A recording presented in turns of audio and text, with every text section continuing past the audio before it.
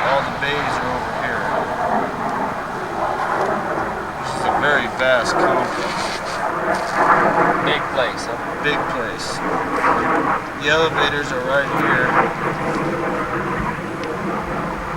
There's 4 elevators.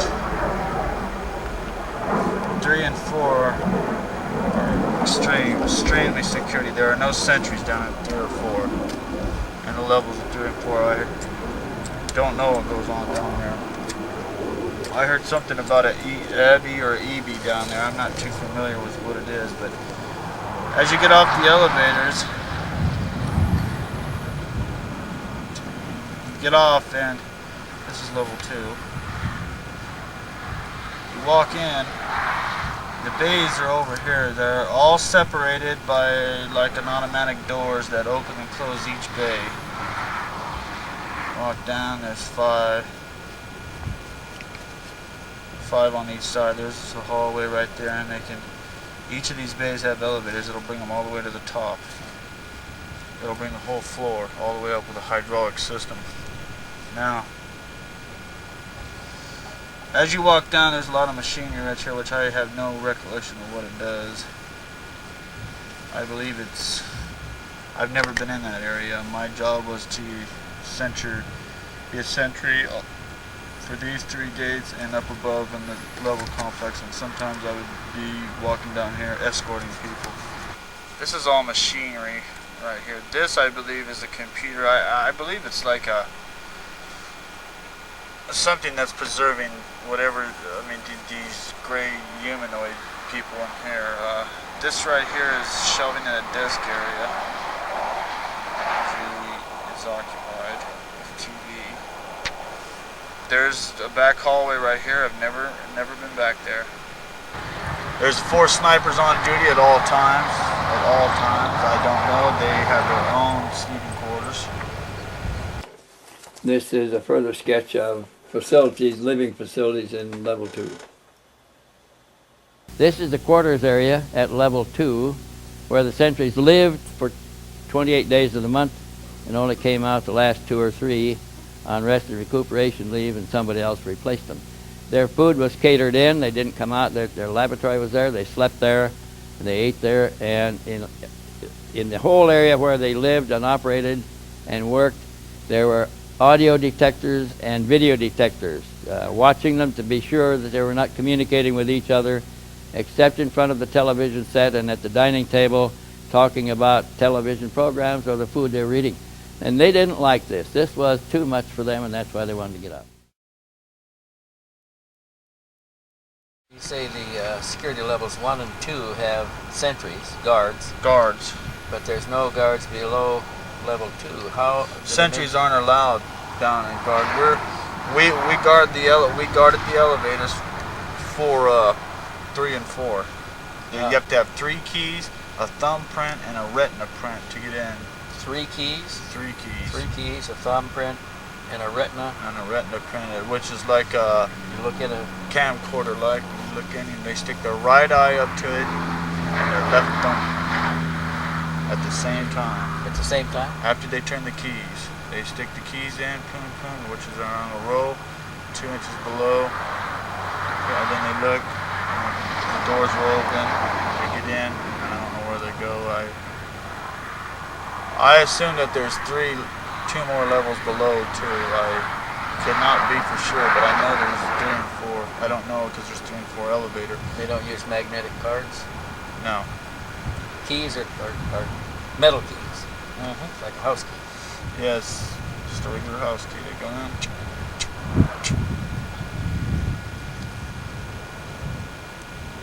I heard in level 3 that they had what they call a Abbey or an EB, which Mr. Steve described it a little bit better, but I don't know what it looks like. I never viewed it. They said it was dead or alive? They never said. Nobody never said. I just heard, through gossip talk sometimes you hear, as these guys were coming out of the elevator and stuff like that, you'd be sitting there at your post and you're just, going along talking, you could hear what they're saying about something about Abbey, which is a biological living source. Now, when you're in level 2, every once in a while, as I was saying before, that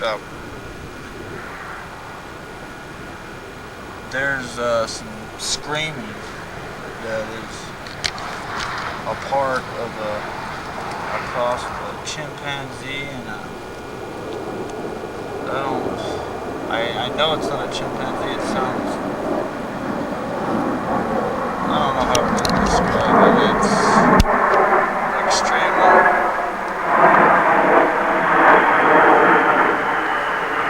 blood curdling, I guess you would say. I mean, it's like Eventually everybody does it.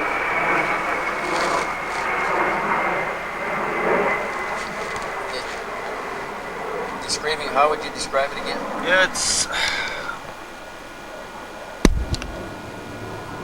okay. It's a cross between a chimpanzee and maybe and it's not kind of ridiculous, but an elephant. I mean, like how an elephant roars, but it's like he's got a vocal cord that's kicking. That's, you know what I mean? It's. I never want to hear it again. I mean. And you hear that on level 2, and it's You coming hear that on from- level 2 if you're down there long enough during the day, during working hours, during when the people are down there. But there's always 10 to 12 people down there on level 3 and 4. It seems like they would have a better system of knocking out this games. I don't know if it's just the extremely high octaves of what they are working on or what they're doing.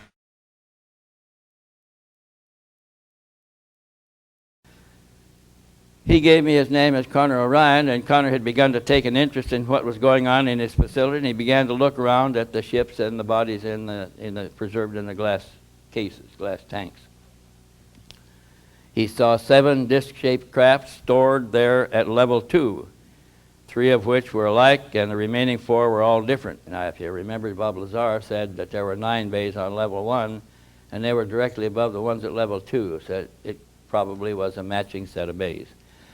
All of the vehicles were stored on mobile platforms that could be rolled out on rubber-tired wheels and to a hangar, a carrier-type elevator that took them to another level. He saw some of these craft occasionally taken up to level 1, and sometimes one would be taken outside when all satellite activity was clear. The craft were kept on rolling platforms, and they were always moved on these platforms from his level to level 1. As far as the disc craft and other craft over in S4, are they all captured alien vehicles, or are they also Nazi engineered vehicles that Those we elsewhere. took over? Oh, Yeah, those are in another part of S4. When we were out in the desert at the high point interviewing Connor O'Ryan, we had him sketch the craft that he saw in the 7 bays of the bay facility there. And he said that there were craft in 7 of the bays, that 3 of the craft were identical, all the rest were different. What was your main focus in doing the interview? To let him say what he could say as much as we could get from him. I didn't want to be leading him or introducing anything, changing the subject. I wanted it to be his testimony. This is his sketch on the notebook that we were using at the recording site of the ship in Bay Number 1. He's doing all his sketching in ball pen in blue ink. This one is this one's got the legs and all. I mean, I don't know too much about this one. I've only seen this one twice. It has like a hydraulic system in here that keeps it up off the ground. The legs kind of like they got joints in them that move. There's 4 legs on this one. I mean, I believe this is an older recovery. There's no. Is this a smooth curve up here on the top? This is a smooth curve, and there's some kind of a white crystalline substance right here. Crystalline substance. Crystalline. Looks to me like a diamond, but I mean, It's about 8 inches wide. I don't know what it is or what it's for. I've never seen it activated. This is of a low priority vehicle.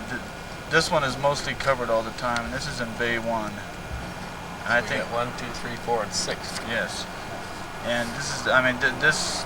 It's like they don't pay no attention to this one at all. This is mostly covered all the time. I've seen it uncovered once.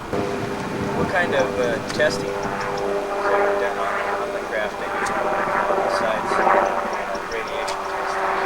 That kind of stuff? Well, I know there was. I mean, there's I guess what you call a metallurgist at the facility that's there all the time. I mean, he was always constantly trying to get some kind of. I mean, they were trying to scrape it, but a couple of them would produce some kind of residue from the scrape. Some of them wouldn't. I mean, as I say, when somebody was there on the ship, we couldn't get a view at all. When they were working on the vehicles, we couldn't. If we turned around and looked, we were reprimanded immediately at the bottom. So it was best not to observe. You just walk back and forth. I mean, you can kind of look out a corner of your eye, but that's about the best you can see.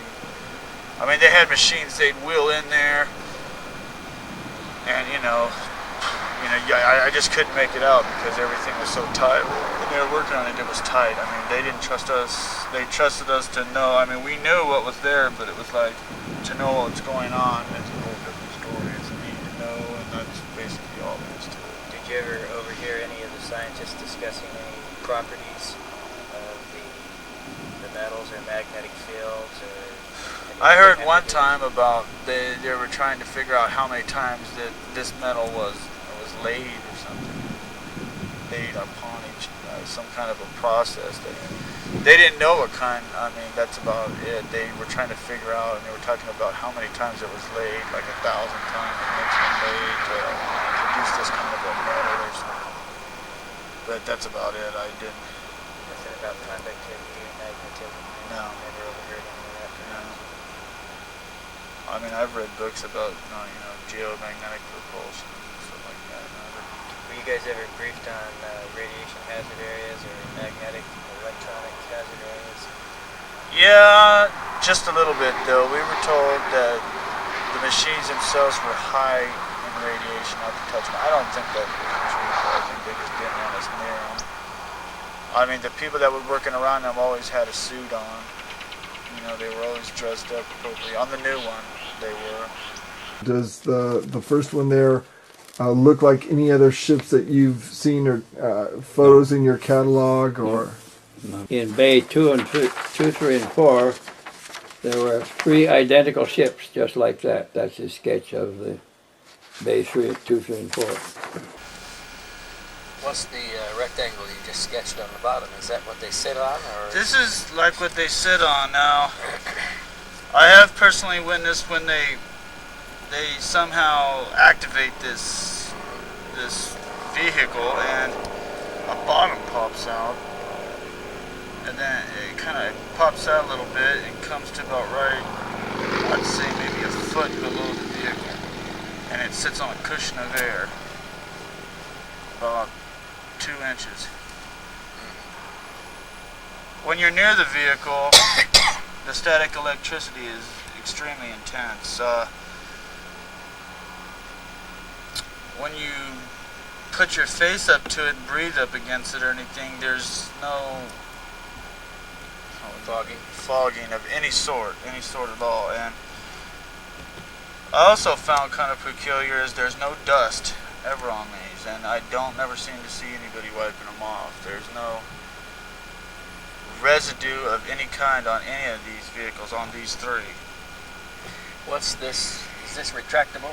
This part right here comes down, it's retractable. The bottom It is sits on the ground, and when they activate it, it seems this part pushes it like a hydraulic mechanism, brings it up off the ground to about a foot. Mm-hmm. And then you don't hear nothing, absolutely no sound, and then it just picks up, and it sits on about 2 inches of air. This was another attempt to get a better drawing of the craft in Bay 2, 3, and 4 from another angle. Can you describe the shapes of the openings or the way the doors opened on the craft? Most of the time they had them turned around so we couldn't view it, but one time I seen find the one. On the ones, they got 3 identical ones.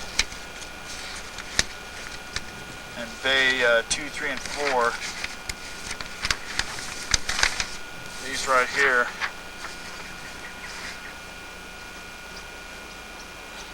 Something like this will just open up. Not from a hinge either.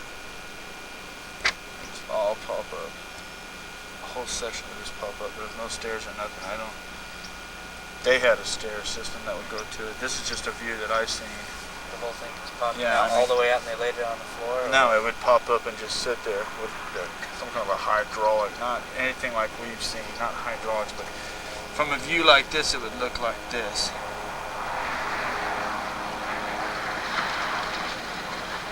You know what I mean?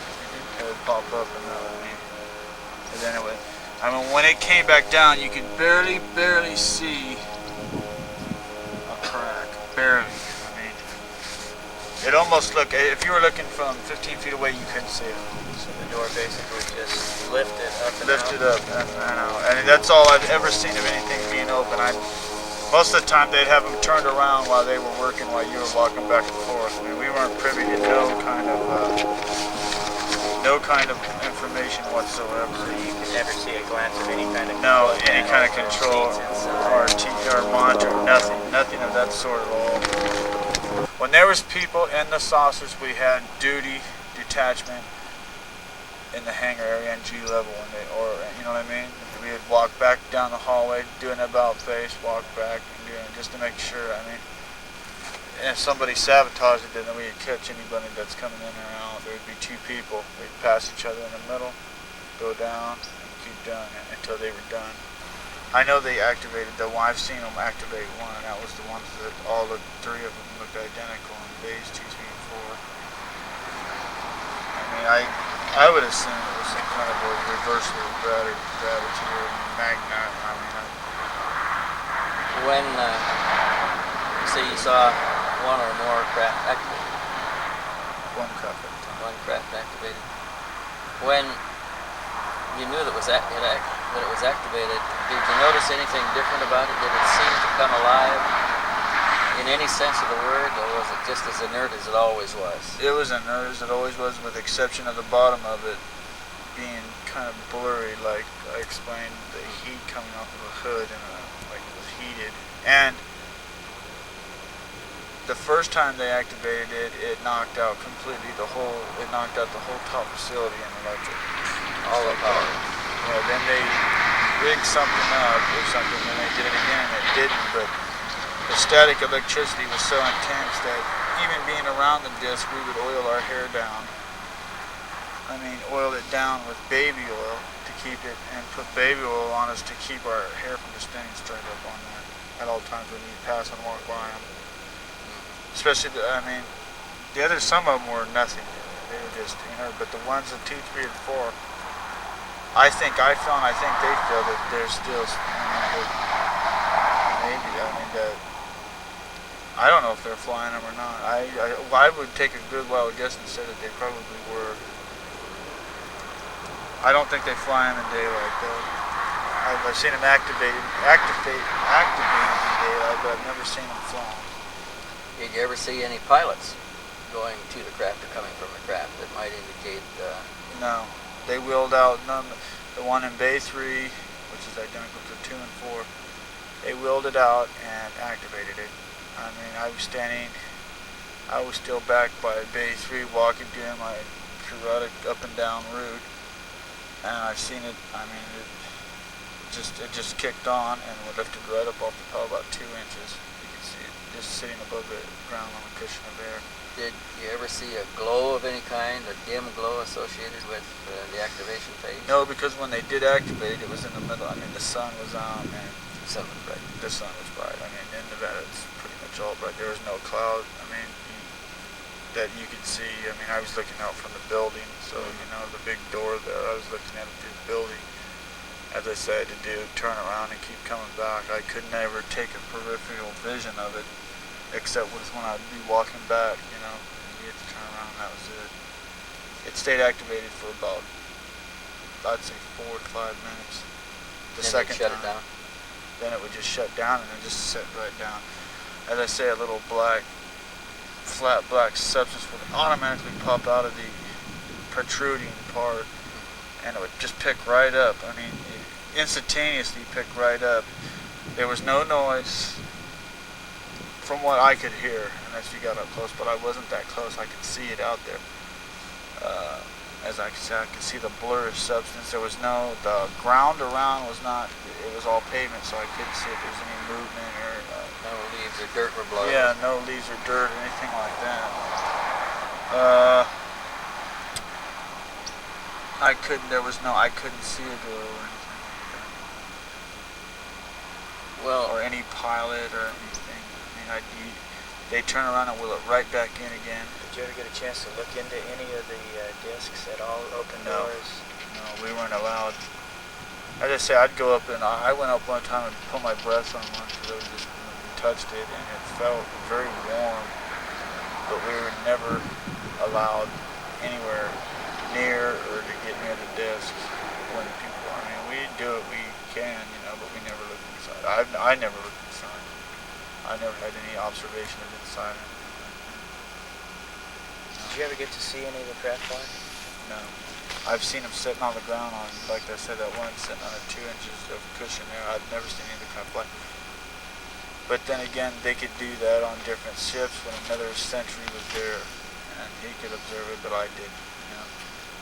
I've heard that they've flown them, but there again, we didn't ask no questions. Yeah, asking questions meant termination of your career immediately. This is the ship that he saw in Bay 5.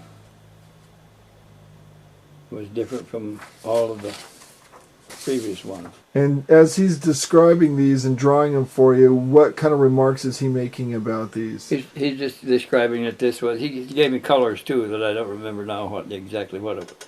As he was sketching, he'd say that this was a kind of a yellowish and this was kind of a copperish. what's in Bay 5? Okay, Bay 5 is kind of a unique one. It's got some hieroglyphics on it. Now I know because I've seen this one rotate. I've never seen it leave the ground, but I've seen it rotate.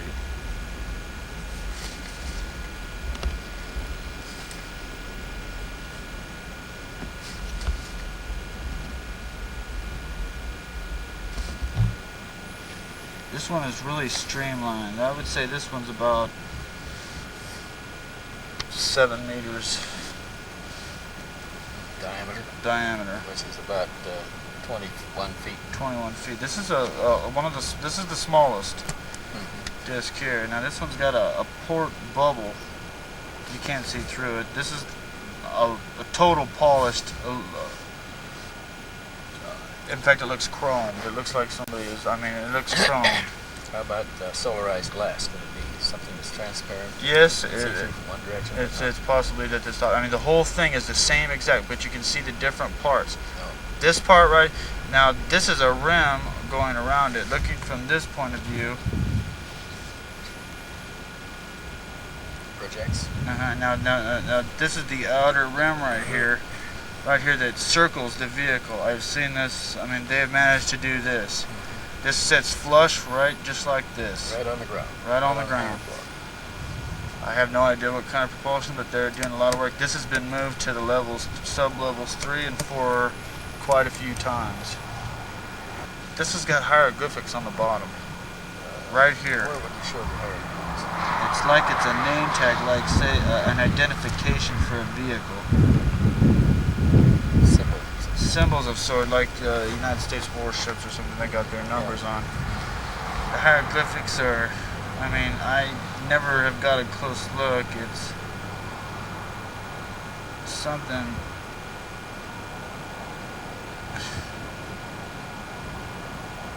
We have photos of it. We can take a look at the photos.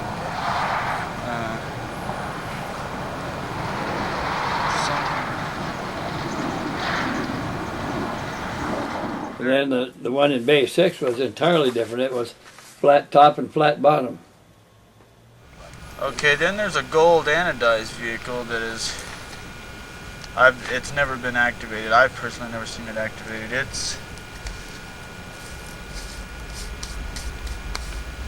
Now it's flush on the bottom all the way. Flat. And it comes up with a square protrusion. On top.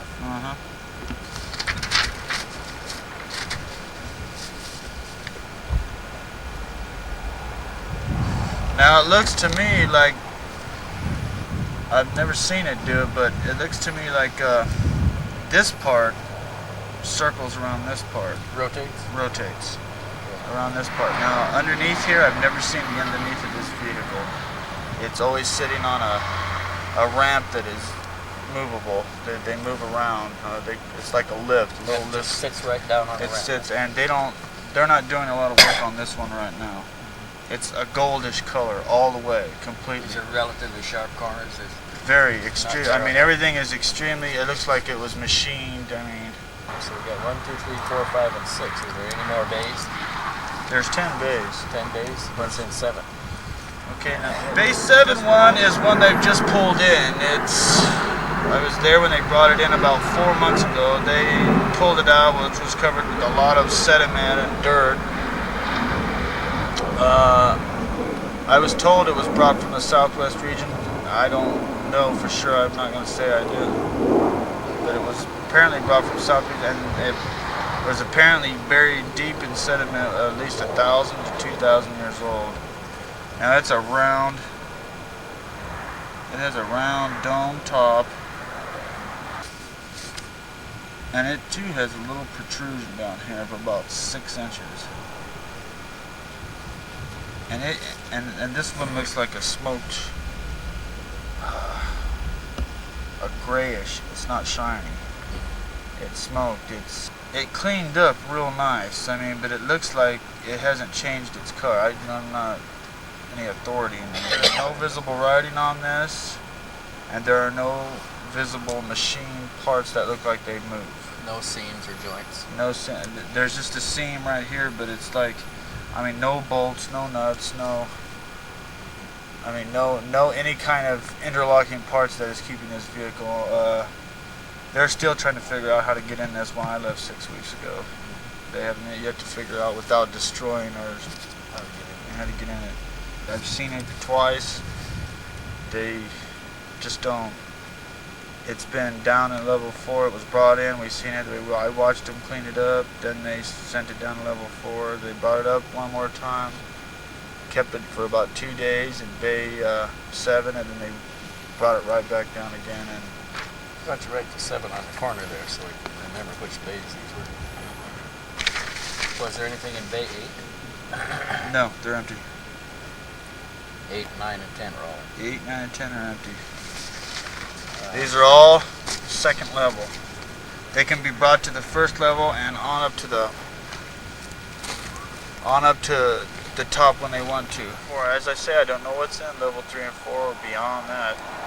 But I think all these vehicles have been to another installation sometime or another before they got here, with the exception of the one they brought in from the southwest region that they dug out of the ground. That they dug out of the ground. I mean, they were very excited with it being there. I mean, I overheard him saying that it was at least 1,000 to 2,000 years old in rock sediment.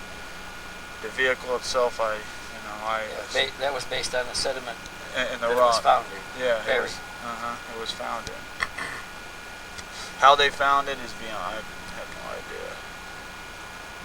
I'd say one of the most outstanding events is the arrival of the 7th disc, the one that was supposedly buried in sediment, which had sediment all over the rocks.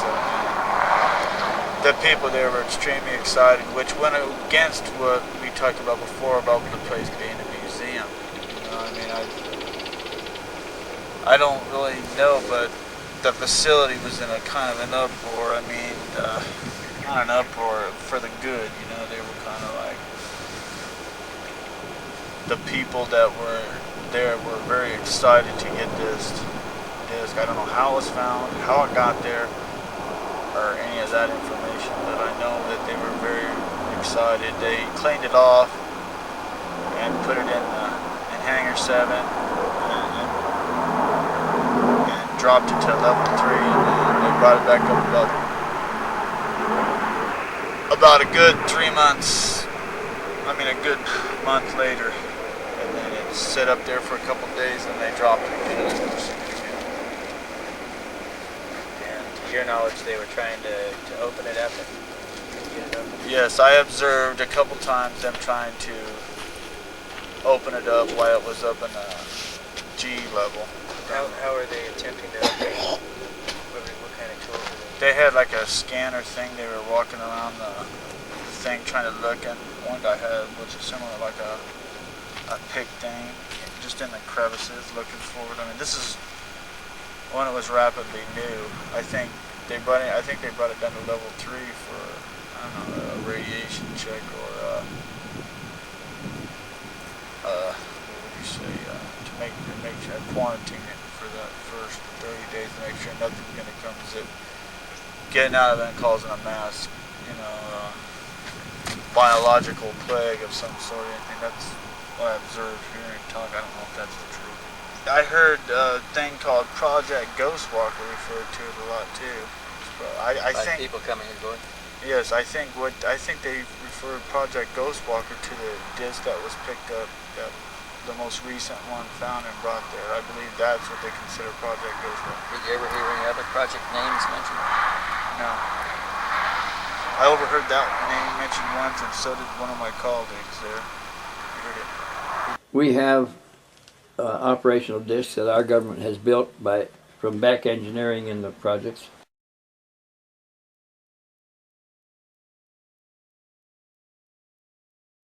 You said that we had craft that were up there on patrol.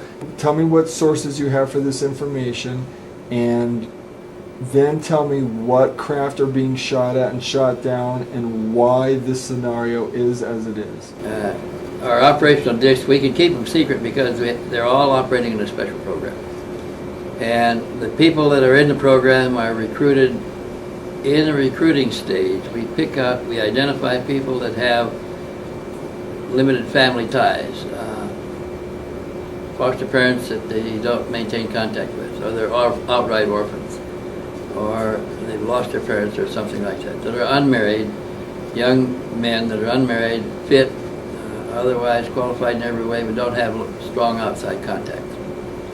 And they recruit them, they identify them early on when they're processing the incoming cadets to the academy, assigned to the secret Air Force Academy on the other side of the mountain, out there in Colorado Springs. And few of the instructors know anything about the other academy, which has special instructors, special trainings programs, and they train the disc operators and the disc maintenance men. And they're all trained in a special facility. They come out with special grades and special pay scales, and they're assigned to special organizations that are closed organizations. People don't rotate in them. They're assigned there for their career. They don't talk because when they're recruited, they're shown that they're getting better paid than anybody else. They're getting all the perks life can give them. They have their internal recreation. They have their internal facility, get the best food, the best pay, the best clothes, the best environment, everything the best and top of the line, and they're constantly reminded that they are a special elite force. And to break any of the rules is not only to be kicked out of the force, but probably if you're not allowed to leave the force alive. So it often means a death sentence too. And they know this. And they live that lifetime. It's a career lifetime. In all the other services you rotate on your job. Here in this group you don't rotate. The organization remains the same. There remains the same people in it for an entire career. And when they retire out, they simply move from a high-level active position to a high-level support position in the same facility. Stay there till they die. So the perks are great and the punishments are severe. And there's very little comes out.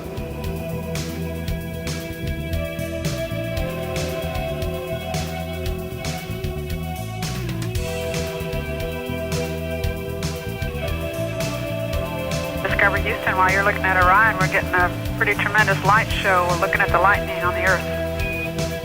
Yeah, I was looking at that myself, and looks like we're coming up on sunrise. To orient you, the glowing curved line unevenly dividing the dark upper right portion of your screen from the larger gray tone portion to the lower left, is the airglow layer of our atmosphere. It begins about 40 miles above the surface of the Earth and dissipates at an altitude of approximately 60 miles. Don't confuse this glowing line with the actual solid horizon of the planet, indicated on the NASA video by the little electronic registration marker at the upper left. This real horizon is slightly darker, opaque, 40 miles below. That's the actual Earth's surface. Remember, the shuttle is flying 355 miles above that surface, about 300 miles in airless space above the airglow. Now pay attention to your screen at the top center. You will see a dot of light appear and begin to move from right to left. Watch carefully. The dot will turn hard right in apparent response to a brief flash from the lower left. 3 seconds later, 2 contrails move sharply upward from the lower left.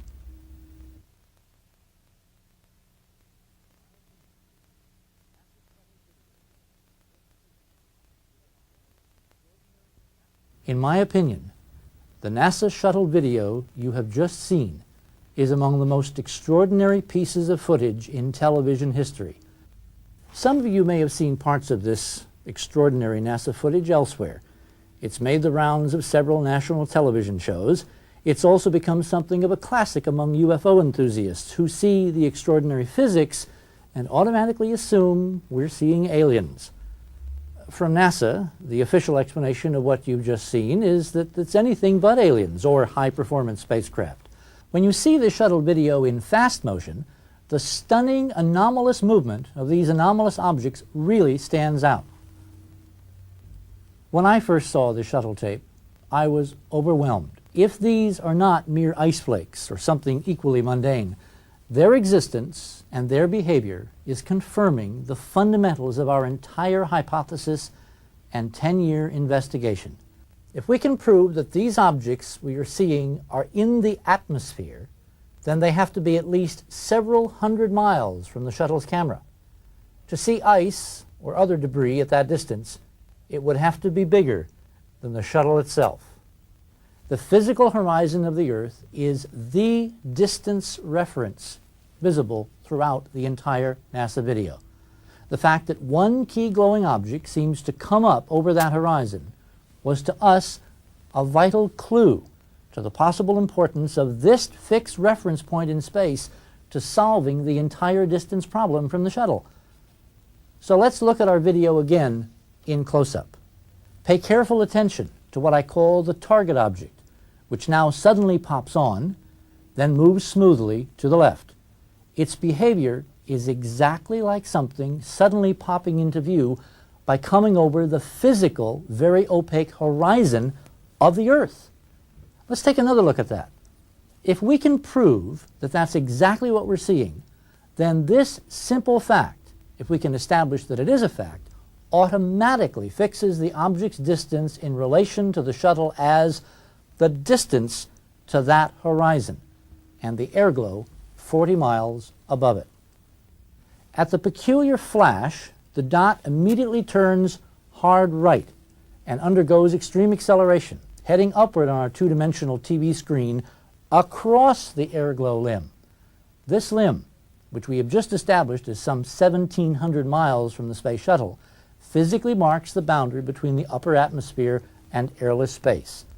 At the precise moment that our object crosses this bright limb, it dims out as if someone was turning down a light. The glowing object we are seeing is at the physical horizon of the Earth, in the atmosphere, some 1,700 miles from the shuttle's TV camera. If the glowing dot were only debris lit by sunlight, as NASA flatly argues, the object's sudden upward motion must make it brighter because it's flying into growing daylight. Instead, the dot grows dimmer, consistent with a much more distant physical location, because the Earth's horizon, 1,700 miles behind the shuttle, is still in total darkness. NASA's explanation for the flash is that you're seeing a thruster firing aboard the shuttle. If this were true, the thruster firing would change the attitude of the entire shuttle and therefore the direction of the setting stars. Since this does not occur, this cannot be the explanation for what we've been observing. The calculations say that this object had to also be at least as far away from the space shuttle as the airglow, therefore fixing its distance in terms of simple physics as 1,700 miles away. Since we have now established beyond any reasonable doubt this fascinating object's distance from the shuttle, the rest is easy, if slightly unbelievable. Our little dot is in fact drifting along at a leisurely pace of some 15 miles per second. That's about 54,000 miles per hour. We say it's drifting because when you see our little target object react to that peculiar flash that you're quite familiar with by now, the undisputed star of our update accelerates in less than 2 seconds to over 200,000 miles per hour. And for those of you who may be wondering how many G's this little guy experiences when it accelerates in reaction to that flash, its numbers clock out at a cool 14,000 times the Earth's gravitational acceleration. A force of 14,000 G's is roughly equivalent to dropping a 10-story building on top of you. 200,000 miles per hour in less than 2 seconds, 14,000 G's. Obviously, nothing in our space technology can even begin to approach numbers like this and have pilots survive. In fact, nothing in our known laws of physics provides for propulsive performances and capabilities such as those we've just observed. But this is well within, in fact, it is implicit in any hyperdimensional technologies capable of literally altering gravity. We have calculated the actual velocities of these two peculiar streaks of light. They are indeed consistent with a much publicized Star Wars weapon system from the Pentagon called Brilliant Pebbles, essentially a high-tech shotgun burst of thousands of tiny plastic pellets accelerated to about 1,000 miles per second by an electromagnetic accelerator called a railgun. If this is true, the flash you're seeing is not light. It's an effect in the camera created by the electromagnetic pulse that accelerates the brilliant pebbles. Quite a weapon, but no match for a vehicle capable of nimbly darting away at over 14,000 Gs, as we've seen. The target, you now see why we've been calling our little glowing dot by this peculiar name, in fact evades this shot with ease. This and a host of other actions by all the other anomalous dots present in this sequence, which we haven't time to talk about, has led us to this amazing conclusion that the shuttle cameras that night somehow showed us an active Star Wars weapon system in Earth orbit, and the system is using our own American hyperdimensional technology. At the time that I first saw that tape, I didn't know that we had disc-shaped craft on patrol with beam weapons. I didn't know that. But since then, I've learned that we have them on regular patrol in space. U.S. military has disc U.S. shaped. military has disc-shaped craft that patrol in orbit. And they do shoot down visitors. First off, how are they able to go undetected? Well, we know where they are, and we know that the Russians have some up there too. Where are they? They're not in orbit because they move around. They're not confined to orbits. They're on patrol up there. How many? I don't know how many are on patrol at a time, but we have 2 squadrons of them that are running these patrols. Squadron being how many in the squadron? A squadron of fighter airplanes is 15 airplanes, 15 vehicles. So I don't know what a UFO squadron is or a disc squadron is, but if it's 10, even 10 vehicles, that's 20 vehicles available. There's probably 2 on patrol all the time.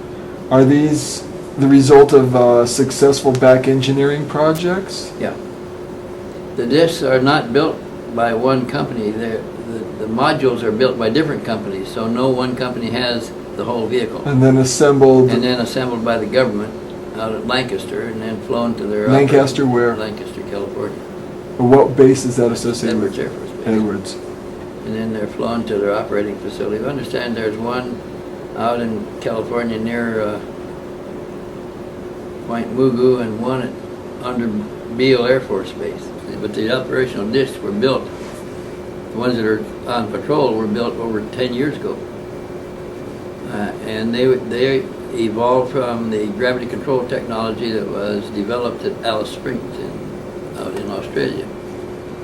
And from that we designed operational discs to go on patrol. This was the original Star Wars project that was envisioned by President Reagan. Yeah, the money that was put up for Star Wars was really put up to finish the development of the operational discs, but we let the public think we were spending it on telescopes and other research materials. They're probably doing that too, but the impetus for the Star Wars program was to get patrols in space. I think that operational discs were used the first time on the first Iraq War, when we went in there and pinpointed all the command and control facilities and took them out in one night. We alleged that the F-117s did it, but the F-117s couldn't sit still and target an object and remain on it, hold a laser beam on it.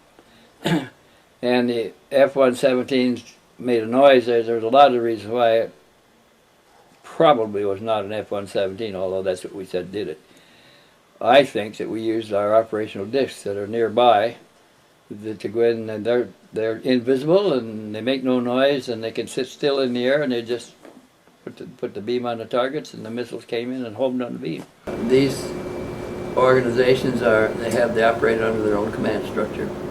They don't report up through the Chief of Staff of the Army, the Air Force, Navy, or anybody else. They have their own line, and it probably reports only to the secret government and not anybody else in between. They are on patrol, have been for 10 years. They carry beam weapons. They've solved the gravity control problem. They don't carry a lot of fuel. Gary McKinnon, the computer nerd in London that broke into black projects and got this information. That hasn't been published in the newspapers. We've been very carefully trying to cover up what he might have known, but the underground knows. I think one of the reasons we're trying desperately to get Gary McKinnon in our hands here in this country is to successfully discredit what he has said about the black projects that involve a space carrier fleet. He says that he discovered that we have 3 super space carriers out there, like aircraft carriers, that carry operational discs that have beam weapons. He even found the names of the 3 craft. They're christened with names like battleships. And he found the complement of discs that are aboard and who's managing them and a number of things. And he claimed in the black project research he was doing, he's trying to deny that he saw this information now. We want to get him here to silence him, because he apparently discovered something that we don't want our public to know. That we do have patrol craft out there of carrier size that carries a number of patrol discs aboard and can launch and recover them anytime and any place they want to. When they return to the surface to be serviced, their operational facilities are entirely underground, just like the deployed squadrons. All he found was names, that they were carrier craft, that they have a live aboard complement, that the names of the commanders are not known because those that enter these programs have their names changed and their families are notified that they were killed in a military accident and can't come back to an identity again. What's your overall opinion then about us having a UFO fleet? Valid or? Well, yeah, I think we have. I think we probably, I'm aware of 4 squadrons at least, and there may be more, and a squadron of aircraft, fighter aircraft, consists of 15 airframes. So I would guess that a squadron of discs must be 12 to 15 discs. The crew members are all picked out from the plebes that go into the Air Academy, and there are probably some taken from other academies too that are identified when they clear in as being unmarried, have no close relatives, have they're orphans or have foster parents they're not making close contact with, not going to be missed. And once they get in the program and experience the perks and the benefits and the dangers of trying to get out of it, they're there forever. It's a career job, and they don't change positions. They remain in the same job until they retire, and they work in it again as in civilian status after that.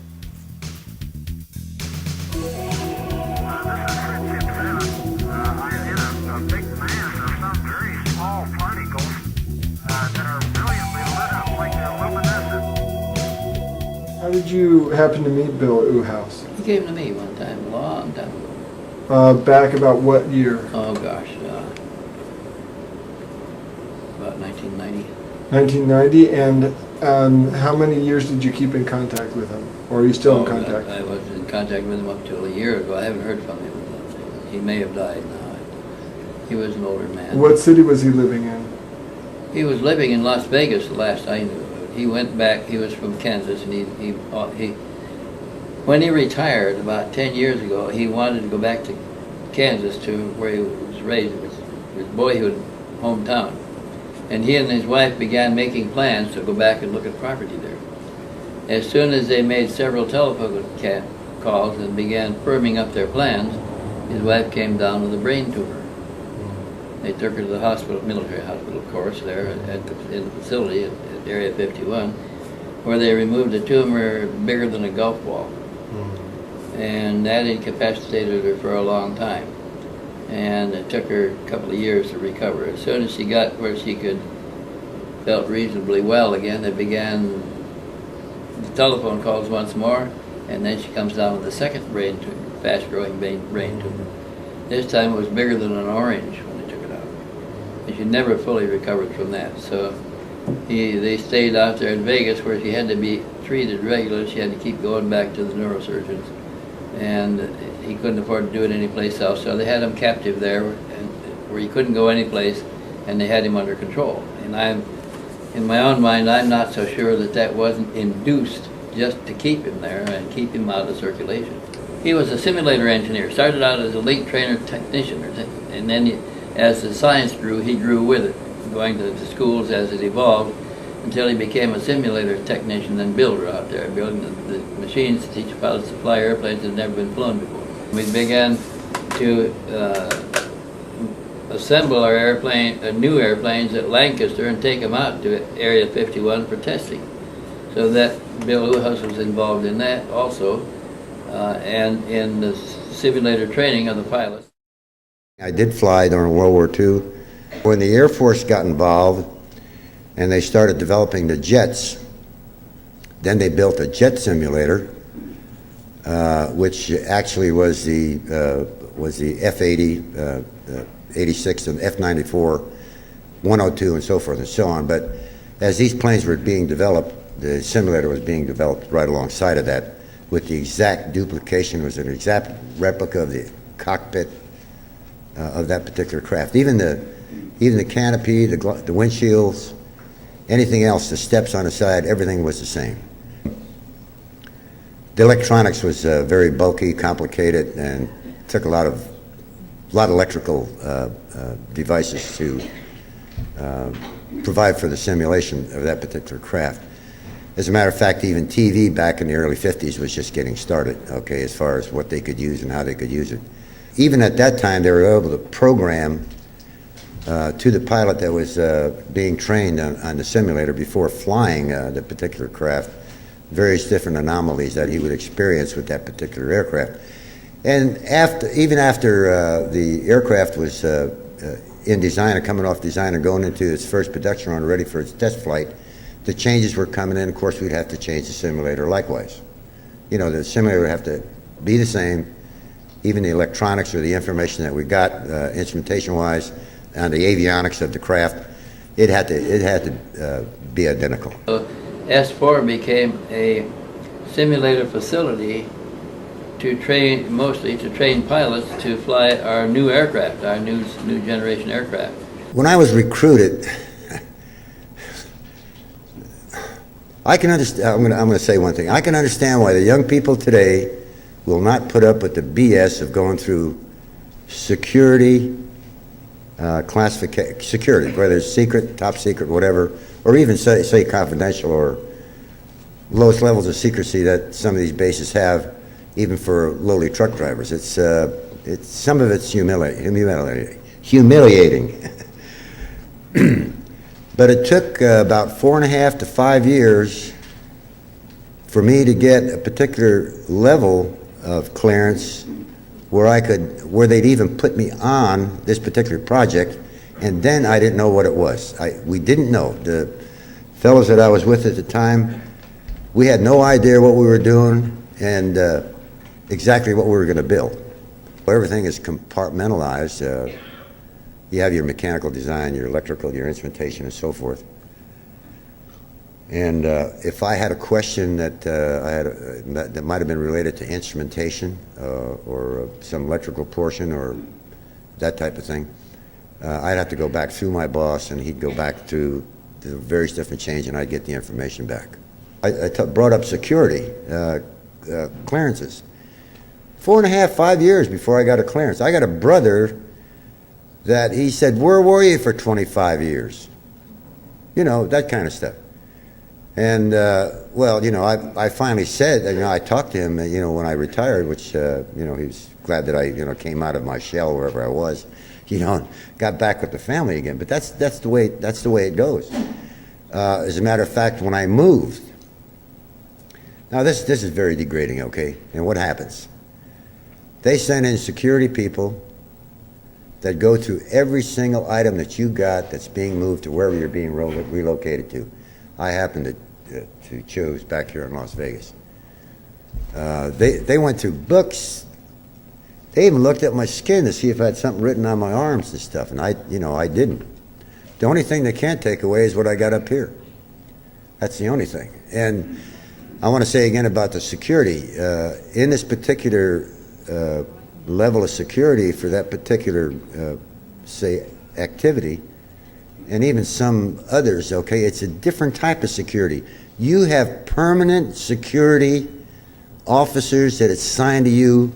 I know I had one for 20 years. 20 years, this guy, he was my security officer. You know, to monitor me, okay, to monitor me. There were several of these wreckages they picked up, okay, for example, you know, there was the one at Roswell, there was Aztec, there were several others, one at Kingman. One at Kingman was more or less the one that came down at Kingman where there was some live bodies. That particular one, I know about the flight deck on that or the instrumentation that they brought in, but I was asked this question. "Hey, Bill, did you ever see one?" I said, "Yeah, I've seen them." He said, "Where?" I said, "Well, you know, back in New Mexico." What we were doing was taking that technology and transferring it into known technology for instruments that we are aware of, that our pilots could use or that people on Earth were familiar with. And yes, sure, they're flying discs around. We started back on those the simulators back in the 50s. You know, we're way ahead of the game. Some of them were built by us, and my position in that, or my work activity in that, was with simulators. A simulator that was parallel the actual craft that they were going to fly. I'd like to explain one thing. The alien crafts, there isn't anybody that could step into one. The best pilot in the world couldn't step in one to fly one. It's impossible. The avionics in a flying disc is so much different in respect to what you're looking at and the information that you get from it. They were trying to bridge the gap between the alien technology and ours so we could learn to operate their ships. And they never succeeded in bridging the gap. They could never convert the alien controls to toggles and switches and buttons.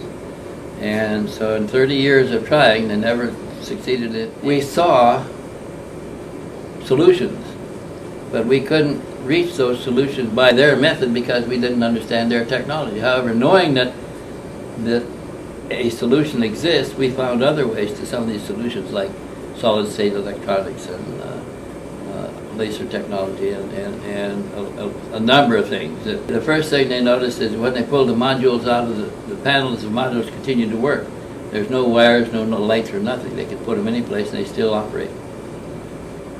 And then plug them back in and they function. One of the first things that we were on were to join metal without nuts and bolts. That is, put two pieces of metal together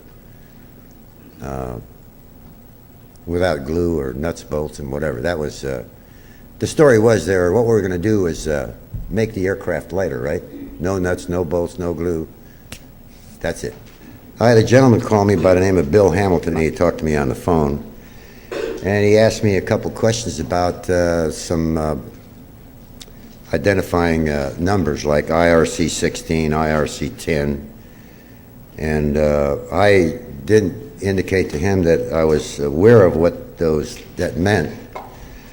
But he had said that he knows a Marine pilot that flies from here to the moon, okay, which is okay, that's fine. But I'd like to explain, I know about the 16, I know about the 10.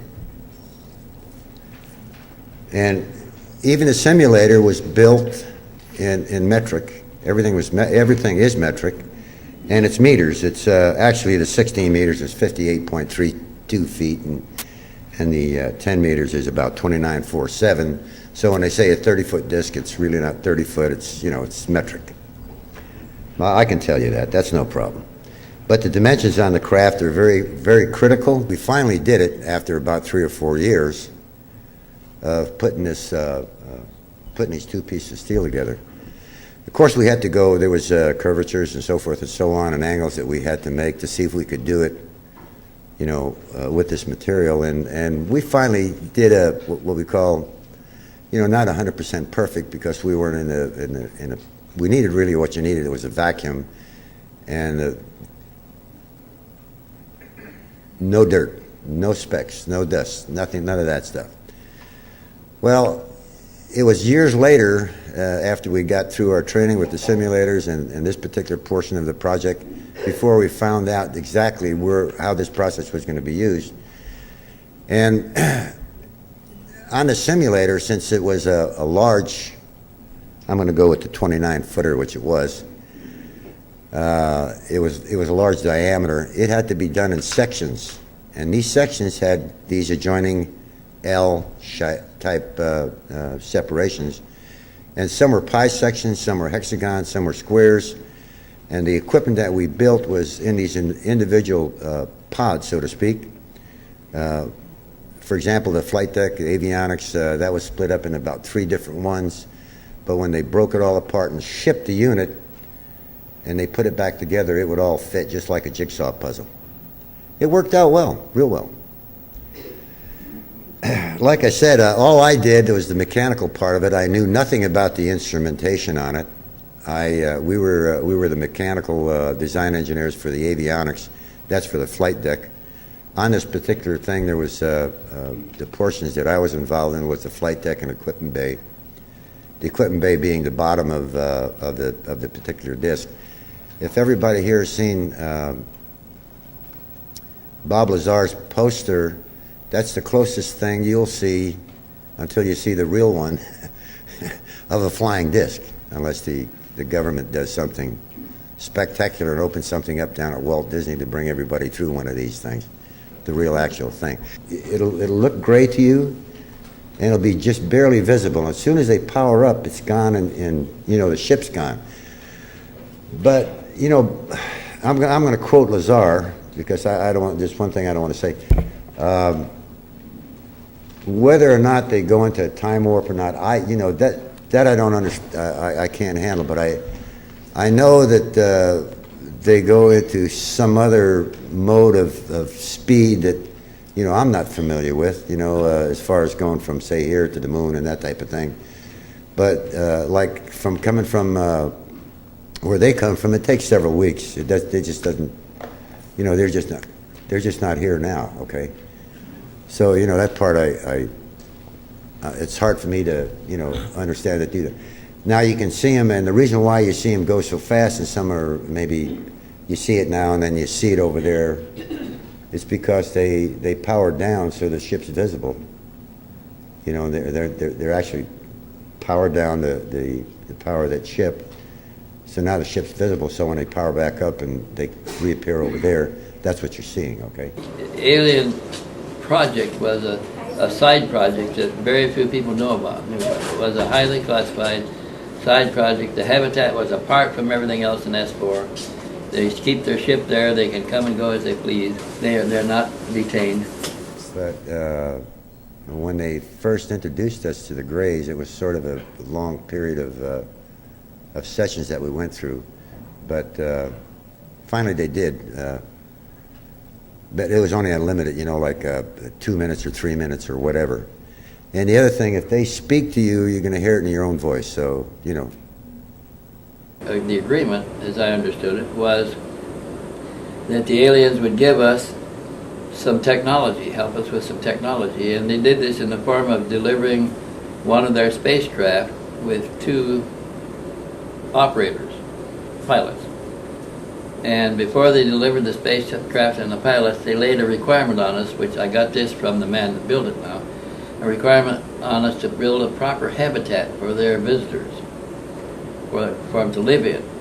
And so we did this out at Area 51, in the S4 area of Area 51, where Bill Uhouse, who I later made the acquaintance of, and he told me that when the agreement was reached and they got the specifications for the habitat, he was given part of the job.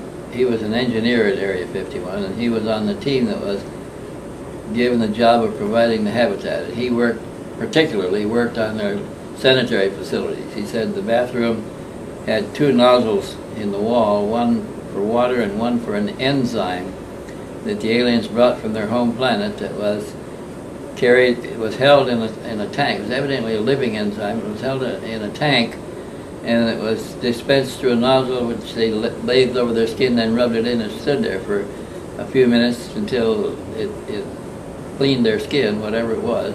And it might have nourished them too. And then after that interval, it was washed off with this shower nozzle, and everything was collected in the basin. The enzyme was filtered out and put back in the enzyme tank, and the water was flushed away. And so I said, well, what did they eat? He said that was another problem. He said they brought a culture from their home planet of primary order foods like fungi and spores and chlorophyll, and I don't know what was in it, but it was all simple foods that require less digestion. What we eat is complicated. It starts with the simple foods and gets more complex and more complex and more complex until the meat we eat is about 4 or 5 or 6 generations away from the primary source. And there are things that are added and things that are lost in the process. So our food is not very nutritious. Their food was supremely nutritious for them. And it took little to digest it because it's in lower forms already. And so we had to culture that and provide it to them as a diet and a proper eating facility.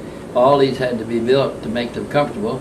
Sleeping, they had special sleeping requirements, and all this was built in to their little habitat facility out there in S4.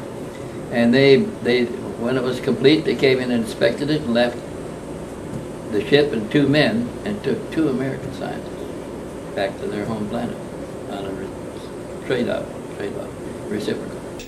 I'm not the guy that believes that we have what you call these, they look like a snake or they look like some weird reptilian type of individual. It's that's not exactly the way they look. Although you might get a little bit of flavor from this particular gentleman. They wore a shirt and a pair of pants. Their shoes were a little different, but Then I just did this about 3 weeks ago, and I already sent it back to my friends and all. He says, "Yeah, no problem." This guy's name is J. Rod. Imagine that, J-A-R-O-D. That's a translation for whatever they had given the translators at the facility that I worked at. There's a lot of linguists. There's so many people involved in this whole particular project. Describe fully what this alien looked like. Well, he had a disproportionately large head, disproportionately large oblique eyes, black, very little nose, just two vertical slits for a nares, for a nose. The ears had no shell on the ears, they were just a slight bump and a membrane. The mouth was just a slit, a narrow, no fleshy lips. It was almost a lipless mouth. And the chin was kind of pointed. The neck was slender and weak looking. No hair at all. The skin was a different skin texture. It was more like the skin of a fine-skinned beaded lizard. And it seemed to be very flexible in all directions. There was no muscular activity in the face. The creature couldn't smile, couldn't grimace, couldn't laugh or anything like. Could openly close his mouth, but he only, his expression was all in his eyes when Bill could see him around the table. The lenses are too dark to see anything. So he didn't manifest any expressions, possibly motion of his hands or something of surprise. Did Bill say what planetary system or solar system? No, he said that he had a feeling that he came from Reticulum, but the alien couldn't talk because he has no vocal cords. He has no opening in the back of his mouth at all. The mouth cavity only went back about 4.5 inches, and the mouth cavity was filled with many folds of tissue. And they took the alimentation into the mouth cavity, and a stiff, raspy tongue in the back of it moved it around among the tissue, and the nutrient was absorbed directly into the bloodstream through the tissues in the mouth, and the waste would just spit out like that. And the alimentation that was provided to the aliens at Area 51, Bill said, came in two forms. One was tablets that we made of their nourishment, was pressed into tablet form, and so they could carry it around in their pockets. And the other form was a paste that was put in a tube, just squeezed in their mouth. Yeah, it was confusing to me for many years, since I didn't know what the heck I was working on. But after a while, it became apparent, you know, that what we were doing was a little bit different than what we normally do on this earth with our sciences. It was sciences from somewhere else. This J-Rod fella, he was a science translator. You know, we had these big groups of people that were taking information, all these characters and symbols and so forth and so on. Gotcha. And he was assisting those people, but also he did some other things. Okay, although we didn't see him very often. Maybe I saw this gentleman maybe about once in a year that he'd come in. Now whether it was him, I don't know, but looked the same to me. I didn't say, "Hey, J-Rod, how are you?" There was none of that stuff. So Bill Uhouse spent 20-some years trying to bridge the gap, and he often would find himself working under the instrumentation consoles of theirs or ours in a darkened condition where he could see an iris and a pupil behind that black onyx-looking eye in bright daylight. So that whatever that was in the eye, it was light sensitive, and in dim light it became more transparent. In full sunlight it was black as onyx, solid opaque black. And what did he describe the eye under this shield to look like? It had an iris a little bit bigger than ours, and a bigger pupil. It was probably one reason why they had to use the shield. They had more sensitive eyes. And the shape of the pupil and the eye? It's round, just like ours. And the pupil as well? Yeah. And he said that that in 1968, a progress review conference was called at Los Alamos with Edward Teller heading the table, and they took him and his... The one who eventually hired Bob Lazar. Yeah. And they took Bill Uhouse and his counterpart, the alien counterpart that he was working with regularly, to Los Alamos to sit around the big oval table with 18 participants to discuss the failure in making any progress in the technology assisted we were supposed to be getting. We haven't learned a damn thing. And they took the alien there with Bill Uhouse. They put him in a white shirt and slacks to make him look less alien, but his proportionately large head and proportionately large black eyes with no hair and everything stood out starkly in contrast to all the other participants around the table. So Bill Uhouse, most engineers are pretty good sketch artists. Bill Uhouse, while he's sitting there, as things were moving along, he's doodling on his pad, and he sketched a portrait of J-Rod, is what they called him out there. And even after a while, they began calling Bill Uhouse J-Rod too, because he was spending so much time with the alien. What did Bill talk to you about the possibility of disease, non-terrestrial diseases that might have been? He said that we didn't understand all of the physiology of the aliens. The alien couldn't talk, but the alien was telepathic, and he tried to communicate with Bill enough so that Bill finally learned to pick some of it up. So what he couldn't pick up telepathically, the alien could make symbols and motions with his hands and sketch things, like trying to, if he's thinking about making a connection from here to here for such and such reason, he could communicate the idea, but he couldn't write it down, he couldn't articulate it.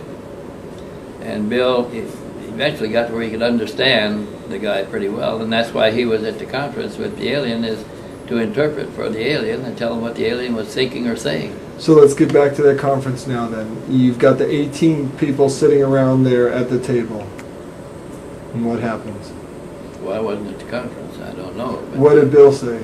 He said that the conference lasted about an hour and a half to 2 hours, and the various departments made their reports on their attempts to solve some of the technological problems that they that were involved in understanding the spacecraft, and each department made their report on their failure to accomplish this or accomplish that, and the reasons for it, to Teller, to head the table. And when they adjourned, they agreed that they hadn't made a great deal of progress and may not make a lot of progress. And the reason why Lazar got out there so fast was because of Teller. All Teller had to do was write that letter and sign it, and it was like putting the frosting on the cake. He didn't have to go through all the BS, although he had to go through some. And I'm sure they were investigating him while they put this Gestapo guys on his butt. And that's like it is. That's how it is. I really knew nothing about what was going on the outside of what, except what I was doing at work. And until I started to build here and came back to Las Vegas, I met a fella. His name was Gene Huff. As a matter of fact, he knew Bob Lazar. He did the appraisals on my house. He had mentioned UFO, so forth and so on. And of course, I couldn't say anything. I didn't say anything. And I said, that's interesting. I said, where's all this information at? So he gave me some information. I bought some books and started reading it and so forth and so on. That was way back in the, say, 1989.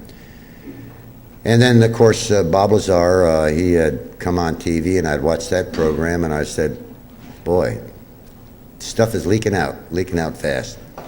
Everybody talks about the government's not going to do this, the government's not going to do that. Well, let me tell you guys something. That's the government you know. There are little countries in this country. You got one not so far from here.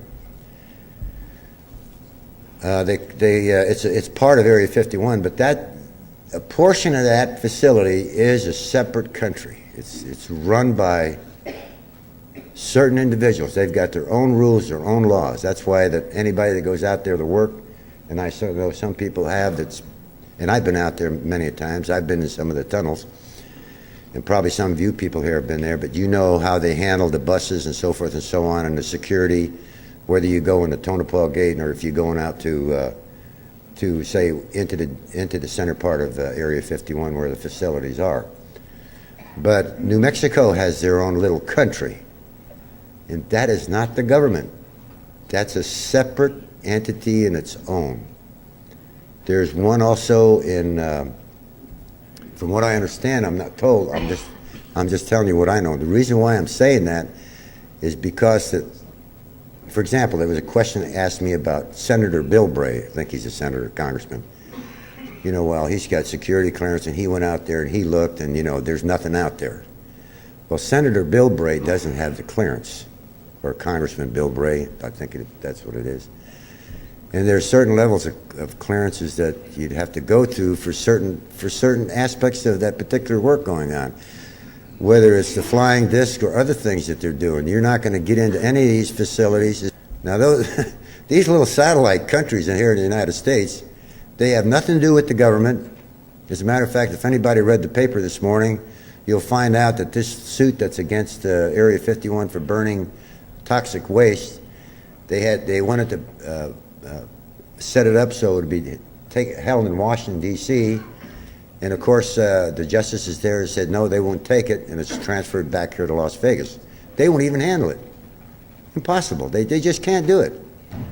So, and I'm sure Wendell knows about some of this stuff. He's probably been involved, and a few other people here that I know or I've met are very familiar with the way certain parts of this U.S. government interact with these particular areas. There are certain people up there in D.C., I'm sure, that are aware of everything that's going on, and there's a wall that's put up between that group and the groups that are at these satellite facilities. And I mentioned Teller's name before, and he's probably one of them.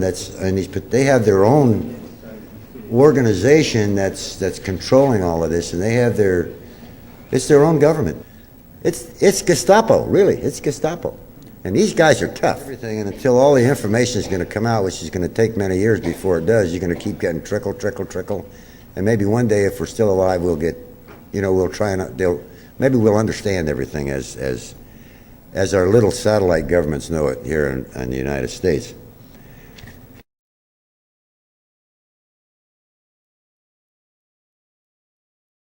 The aliens are still there, by the way. In S4. One of them is ill. Yeah, they're still here. We rotated our scientists. We wanted them to bring our exchange scientists back in 2 years, which they did, and we sent 2 more. And I think we rotated them every 2 years. So we must have a dozen or more scientists that had been to that home planet for a year or more and come back. Now also down in level 2 there are 7 gray bodies, little humanoid type creatures.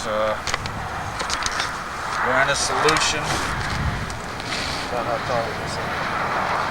I would say max 3.5, maybe almost 4 feet max. They're absolutely identical. I've never had a chance to sit and observe them for more than maybe a minute, but I couldn't see no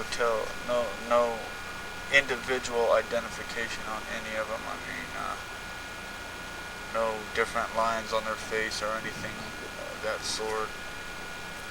Now you said a little earlier that they called this place the museum. You got any idea why they called it that? Yes, I think it's because, we all referred to it as a museum because I think that all of this stuff has basically been analyzed before. He saw 2 alien bodies pickled in a liquid and preserved standing erect in a large transparent tube-like case. He said there were more, but he could only see the front 2 nearest the patrol area where they walked. He could see the others, but they were obscured by the front 2 tanks. A metal band around the waist held the bodies erect. Otherwise, they were naked. The eyes in one of them seemed to be sunken back some, indicating that it had been there for some time. Now, over on this, there's a hallway down here that breaks off, which is there's a big computer system right here. I believe it's a computer system. I'm not going to say for sure.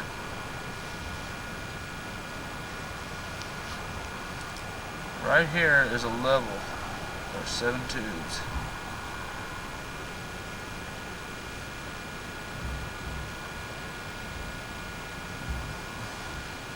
These tubes are about 2 feet in width.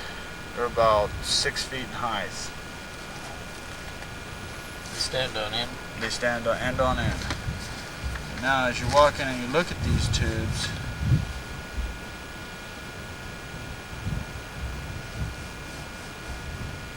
I'm just going to go push a 1. They're all exactly the same. The creatures inside are completely identical. There's absolutely no way that I can see of identifying each and every one of them individually. Now there's a aluminum part right here. I don't know if it's covering genitals of them or not, but the rest is filled with the solution. There's a couple tanks right here. I don't know if they're oxygen. I don't know what they hold. There's no identifying marks on them whatsoever. There's absolutely no air in the tanks. It's all solution. And the grays are just in here, right here. They're suspended, so I imagine they're being clamped somehow, some way to hold them in this completely, where their feet is completely off the ground and stuff like that. And under here, there's about a 1 foot pedestal of black iron steel. Like it's polished, but it looks like a black polished anodized iron. Now the things inside,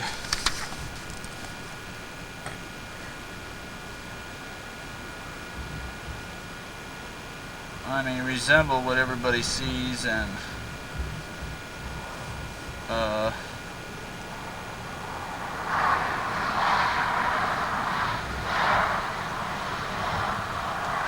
only thing that's different about them from what I see on all the pictures is the eyes appear to be have deteriorated, or they look like prunes. They're like your fingers get pruned. They're all shriveled up, and you can't see no eye sockets, and there's no visible eyelids or anything like that. They have a grayish, like a grayish pigmentation. It's not scaly or anything. It's like a pigmentation. There's no apparent hair on them. There's little holes, not really slits, but a little hole, maybe an ear cartilage. I don't know if you're hearing.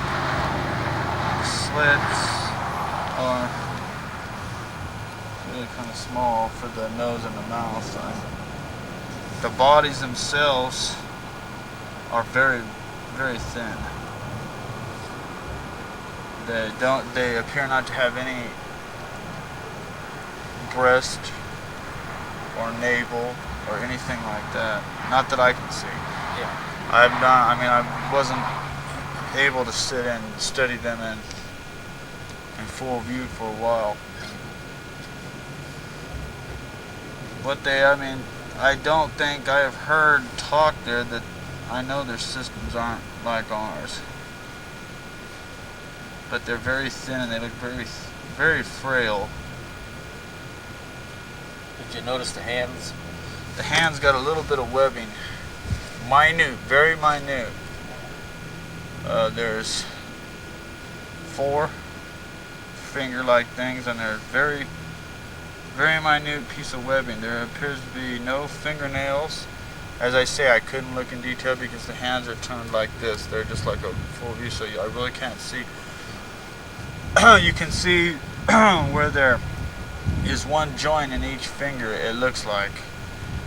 I mean, where like ours has 2 joints, I think they only got 1. I'm not sure. I mean, you can just see the crease in where they only got 1. And 1 acts as a thumb like what we do. The feet are not in view. The pedestal from before covers the feet completely, so Didn't get a look at that. I didn't get a look at and they are all completely identical. This is his sketch of the tank that the cadavers were suspended in. And he mentioned that this was some kind of a regulatory panel that controlled the temperature and the solution in the tank. This is his sketch, rough sketch, of the alien figure in one of the tanks of liquid. And he said it's not a very accurate sketch, but it's the best he could do.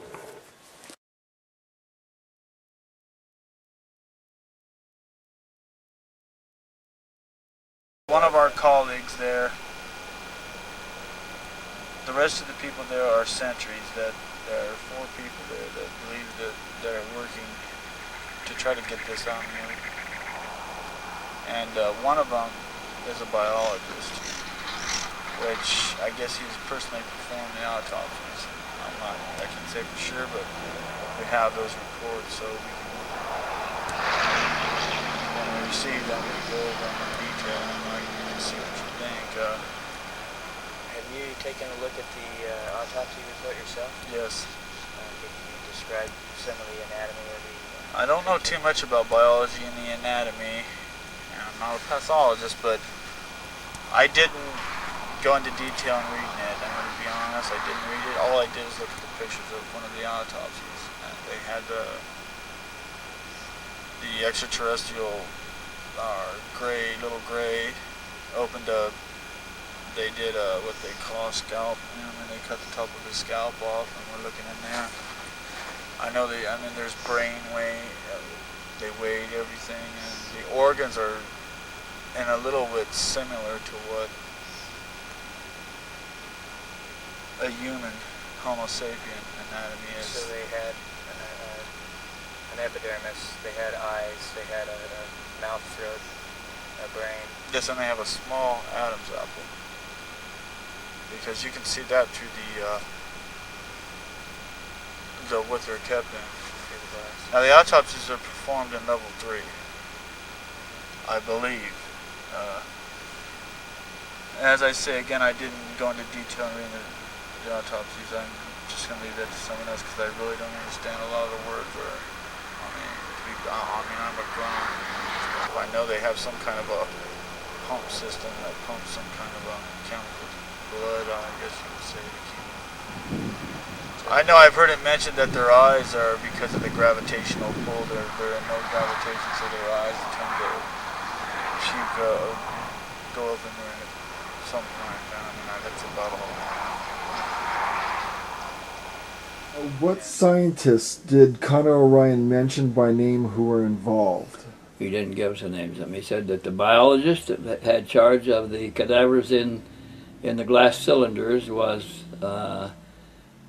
one of the defectors, his co-defectors that were disappointed by the what they thought was unnecessary secrecy, because they thought that they were guarding museum material, and why did it have to be so secret, and it's tying up their lives so seriously they didn't have any liberty or they had no freedoms. What did Connor O'Ryan say the biologist's position and information was? He said he just took care of the bodies in the containers, regulated the temperature, regulated the chemical balance in the solution. He escorted people that were brought in to view the bodies and described what they knew about the bodies. He kept the records on them. They only met him when they were both out of the facility. They weren't allowed to talk to anybody in the facility except in front of the TV set or eating lunch at the table. And they had to address each other by number. They couldn't use names. And the numbers were on their tab on their suit. The biologist had a number tab also. They never knew his name. They weren't allowed to give each other their names. So when the Marines were out, they did exchange names. He knew some of the other Marines who they were. Did Bill Uhouse's testimony coincide with that of what Connor O'Ryan said the biologist within S4 was saying? Did any of that information corroborate each other? No, because Bill Uhouse said that the 2 alien beings that he helped build the habitat for they weren't detained, they weren't caged, they weren't restricted, they could move about. They chose not to move about a whole lot because we were as different from them as they were from us. They didn't really like us. Their facility was a specially constructed facility apart from all the others that we've discovered. Not a part of Groom Lake. It was in Papoose Lake in the S4 facility, but another part from where the craft were stored.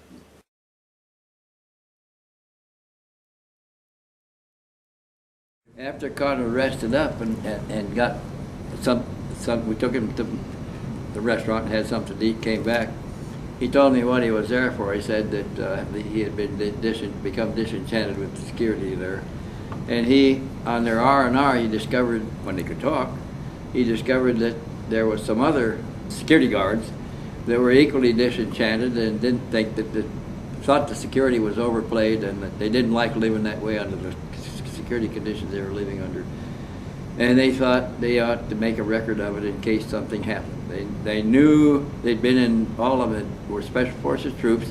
They had been in military security long enough to know that it's dangerous to break the rules. But they really wanted up. They weren't allowed to transfer. They knew too much.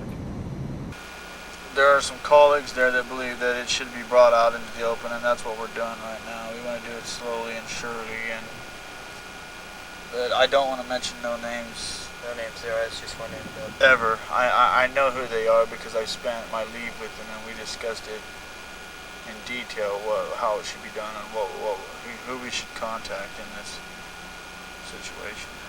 On their rest and recuperation, they could talk where they couldn't talk in the facility, and they talked a lot. Yeah, they found out that the biologist was disenchanted too and approached him, and when they asked him what he could do for the project to safeguard themselves by stashing information that could be released if anything happened to them, because they're all thinking they're vulnerable because of what they know and what they're doing. And he agreed to furnish documents and papers from his files when the time came to let some of it out. Did any of that information get out with the 52 photos? There was a statement on paper by the biologist along with some photos of the bodies in the tanks. I would buy books. I bought a lot of books. Not a lot, but I'd send home my mom. I'd read. When I was on leave, I'd go to the libraries and read what I could. I read Light Years at the library. I mean, I didn't really do too much when you're on leave because, I mean, you just, after a while it became kind of an obsession to find out what I'm really dealing with here because I kind of almost feared for my own safety. I mean, I don't want to walk away with some incredible, crazy-ass disease or anything like that, you know, I mean, plutonium poisoning. I've been discharged now for almost 7 weeks. I met them in Vegas. I met 2 of them in Vegas 3 weeks ago. And we discussed MUFON. And I did a little bit of calling and stuff, and we came to conclude that MUFON is an organization with way too many leaks. We thought it best to go with the private person that is not going to get greedy and ignorant and sit on the information until we can get it all out. We feel that a big organization like Center for UFO Studies and any nation abroad won't sit on it like we want them to. We need it to be sit on. I mean, we need it to be hidden away and sit on. So you guys are basically looking for us to do is to gather the information and store it. Think of more that we need so that we can put it together into a good, logical, solid format, and then eventually a documentary or what it would be to bring out and basically to shove it right up the governments, you know, and to make them.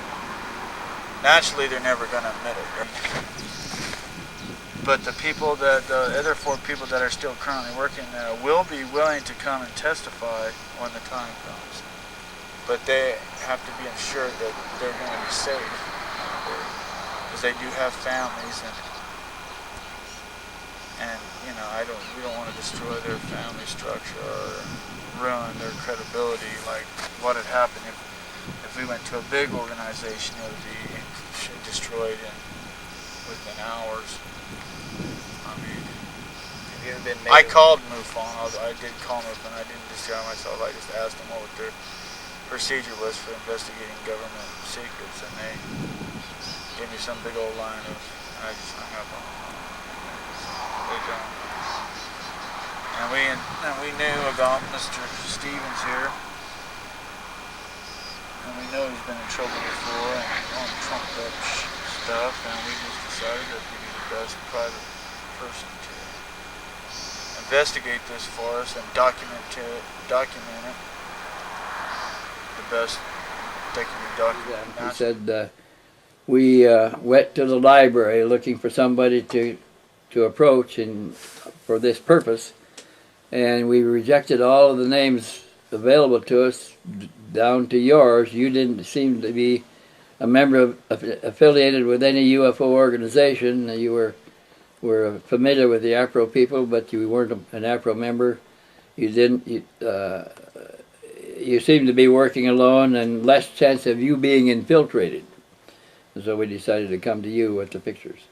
This could all be published on a signal to raise the profile of the group in case any of them were harmed.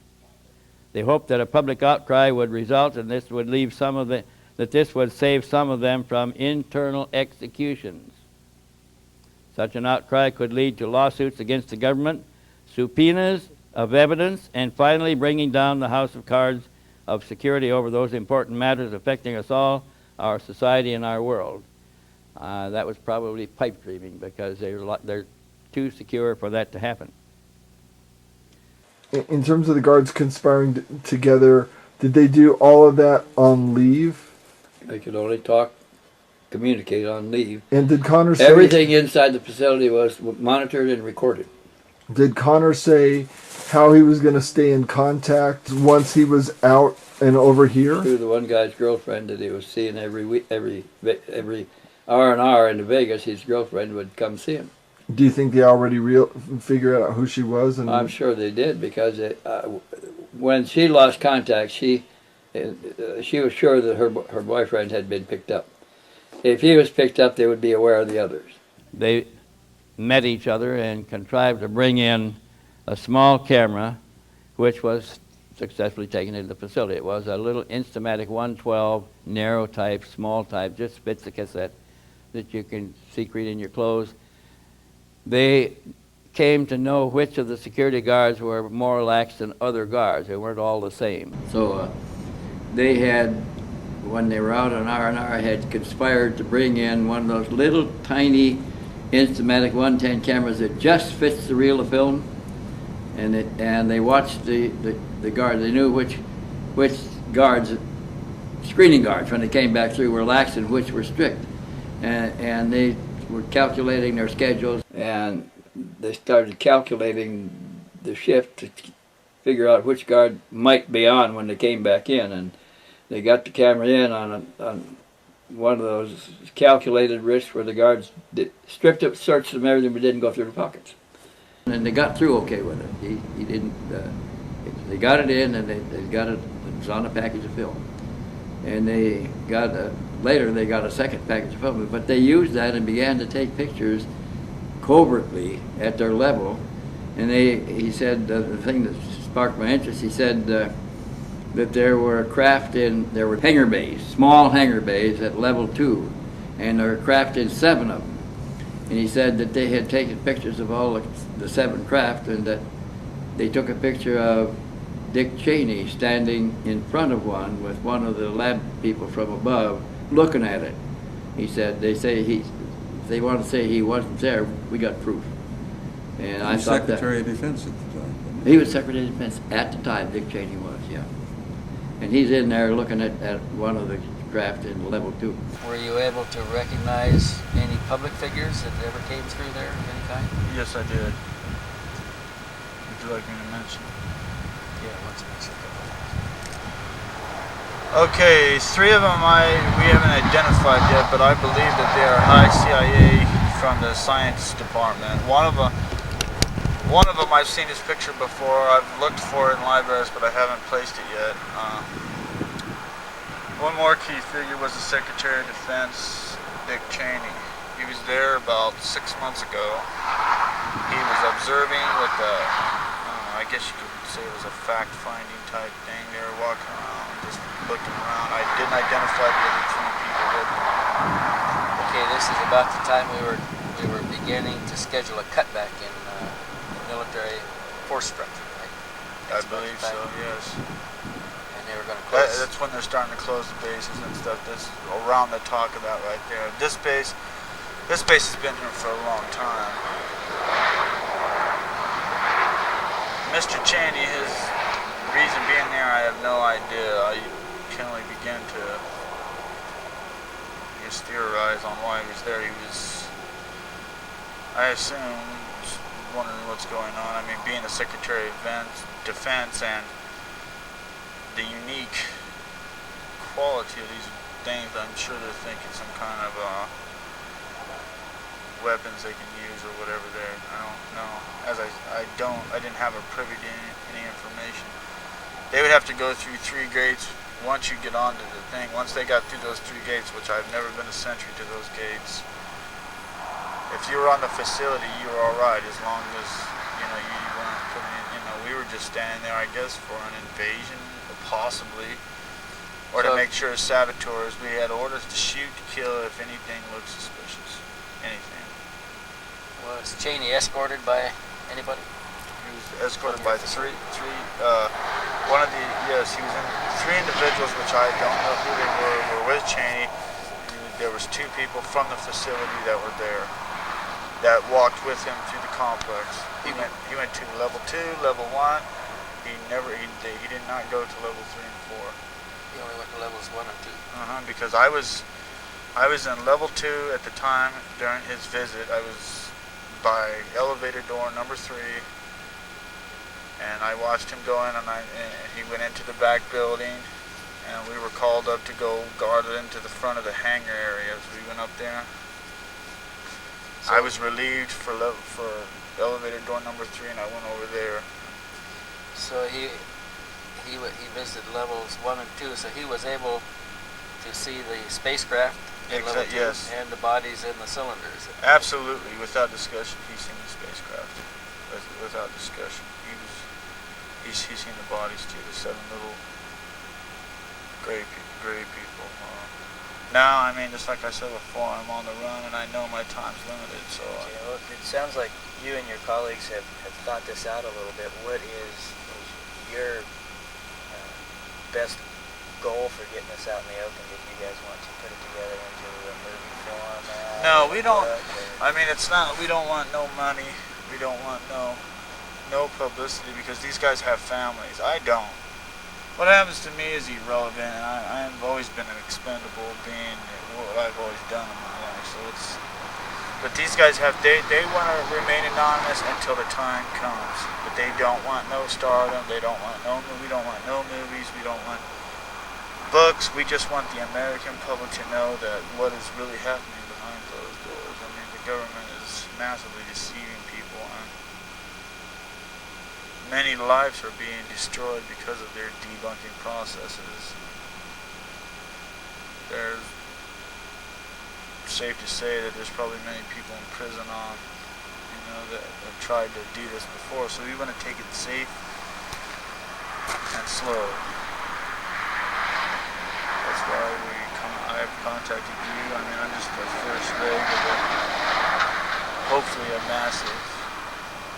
something massive that we can bring this on the open someday.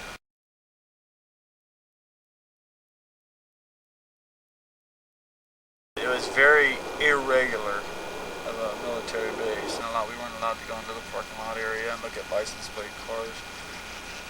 We weren't allowed to. I think that's why they give you a polygraph, to see if you memorize any of the license plates of any cars or anything like that. I mean, you're not allowed to keep any notepads whatsoever. The only time you're allowed to write letters or anything is when you're on your own leave. And then you go through a polygraph right when you get there. So if you made any mental notes, they're gonna know about it. When we would meet and talk when we were on leave, it was like sometimes they would ask you questions and sometimes not. We took a big chance a couple times, talking about it. Because sometimes they would ask you a couple questions and you'd be out. And like, did you talk? Did you call anybody? No. All right, go. Sometimes they'd ask you 3 questions. Sometimes they barrage you with 30 if they suspected anything. And all of them had been subjected to hypnotic control. They had different controls, but their controllers knew that either a tone, a flash of light, a touch on a certain part of the body would put them in an altered state of consciousness, and then they could be controlled, instructed. Or interrogated. Or interrogated. They go in a room, they would hook us up to an IV, and that's basically, then you wake up about 50 minutes later and the physical is over. Counting, you know, they tell you to count to 10, you make it to about 7, and that'd be it. You wake up with a tremendous headache. We were told that if we breached any kind of security system, then we'd be terminated. I mean, if you were on the facility and you breached the system, you'd be terminated. Period. They've already done 9 years in covert operations with the SEAL team, so I think they pretty much trusted me in that concept to keep my mouth shut, which I would have. I mean, I don't want to be the one for ringing the bells, but this goes way beyond covert operations and stuff. This became a dangerous game, and its possible discovery during one of the hypnotic sessions may have been the real reason for his sudden disease and separation. Now I found out, I mean, my last physical, they told me I've contracted a form of Hodgkin's disease, which is a cancer of the blood. And to be perfectly honest, I don't know what the truth is or not. On the last quarterly physical for our guest, it was reported that he had Hodgkin's disease in an advanced state and he would die in a few weeks. Now, this young man was as healthy as anybody. He was strong. He was 29 years old. He worked out. He had good muscular body. He felt nothing, no discomforts of any kind, felt no dis-ease. So if it was administered, a particularly virulent form was administered, and we know that the cancers that are administered by these same agencies to execute people are always in a particularly virulent form and move fast. He may have been given this disease by his own superiors to terminate him for what he now knew. I had to sign numerous National Security Act papers, polygraph examination, 2 polygraph examinations. I don't know if they hypnotized us or not. Somebody told me that they will, but I never remember being hypnotized, so I could not reveal and say I was or I wasn't. We were told I was never ever to speak about this again. That I could go back into they were going to put me back into the regular Navy. I could turn my time out, but I told them I didn't want to do that because I've always been in the SEAL team. So they promised me that I would be taken care of medically. But I had talked to my other colleagues there at the facility, and we decided that since I'm in this kind of a situation, that I just personally decided that we're going to try to bring it out in the open slowly and surely. He was very worried because he was still in perfect health and had no history of such disease in his family. He came to me in a vengeful state. He had saved quite a bit of money, and he wanted to go to retirement and live the good life. And now suddenly he's told that that's gone. He's not going to be around very long. So his revenge was sincere. I felt at that time that he really was, and if it was a play, he was a good actor. His retaliation, if this turned out to be true, was to release 52 photographs taken inside of level 2 of S4, successfully brought out to blow the lid off such a nefarious operation. This was truly the work of mad scientists, if valid.